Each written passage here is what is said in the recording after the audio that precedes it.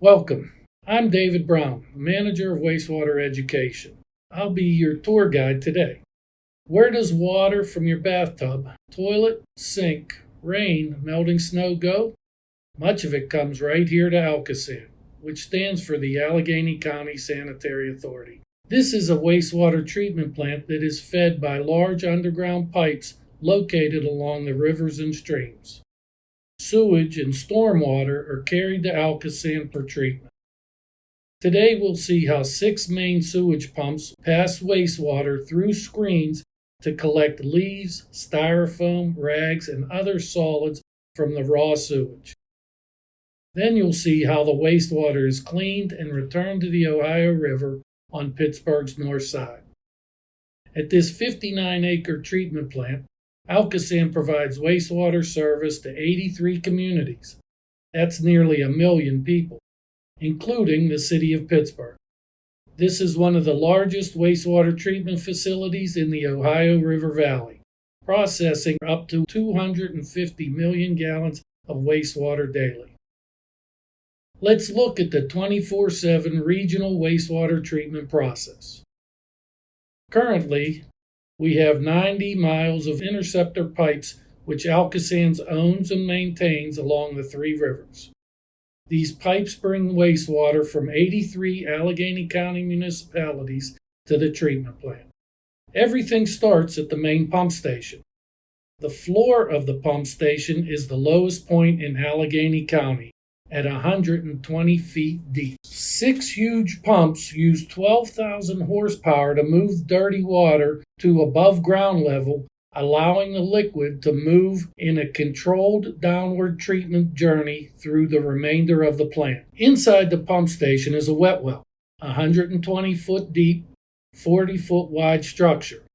Wastewater from 83 municipalities ends up here in the wet well. That's over 800,000 customers.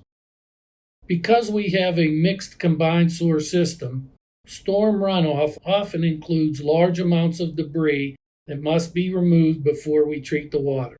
The wastewater goes through 6 huge pumps that push the water through the treatment process.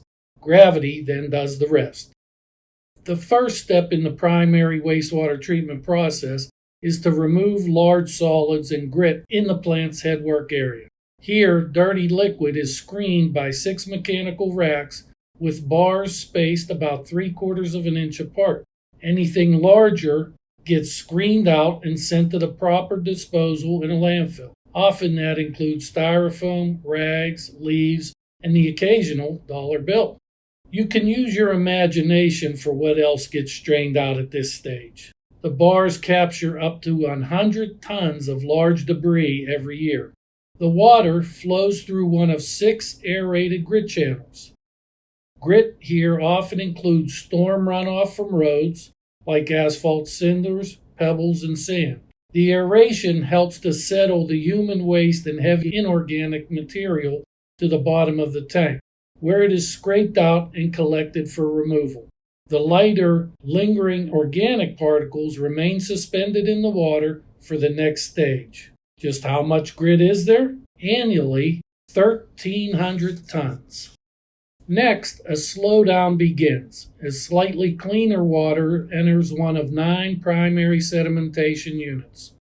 These tanks measure 280 feet in length, 15 feet deep, and 67 feet wide. Here, even smaller particles, including human waste, settle to the bottom of this tank and is called primary sludge. Accumulated scum and grease that traveled from the sewers float to the top and are skimmed away with automatic paddles. This is where fat and grease float to the top and are removed while the solids settle at the bottom and are pumped to a separate treatment process and properly disposed of. The primary sedimentation tanks have been completely covered for odor control, with ductwork in place to safely evacuate and treat the foul air from under the tank covers. Once free of solids that can settle, the wastewater moves on to what we call secondary waste activation treatment process. Most of the mechanical processes are complete. We move on to the biological treatments. At this stage, 2 million gallons of dirty water are aerated for more than 2 hours, preparing for the bugs.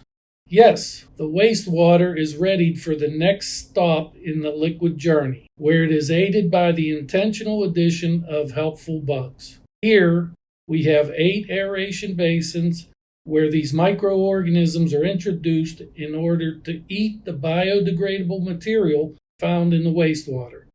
This further cleans the water.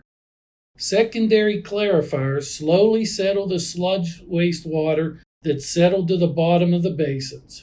This is redistributed back through the aeration basins for further settling. The clean water floats to the top and then moves to the next phase of the process. Contact tanks disinfect the water using up to 2,000 gallons of sodium hypochlorite each day, also known as a strong chlorine bleach. This disinfects the water and kills the remaining bacteria. At the end of the tanks, the water passes through the dechlorination facility that uses sodium bisulfite to remove any remaining chlorine before the water is discharged. The water is now fully treated and ready to leave the plant via the outfall. We discharge 150,000 gallons a minute of water into the Ohio River. The treated water is cleaner than the river itself. The entire process from wet well to outfall takes between 9 to 12 hours. Thank you for joining our virtual tour.